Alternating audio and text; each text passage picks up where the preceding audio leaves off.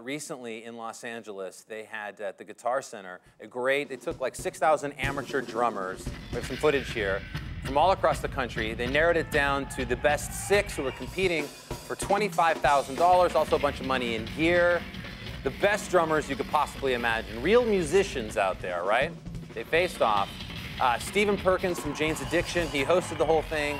Taylor Hawkins from the Foo Fighters was the judge on the thing, and he did crown our next guest, the winner, the best of all the amateur drummers in the country from Atlanta. Make some noise for the amazing Jerome Flood II.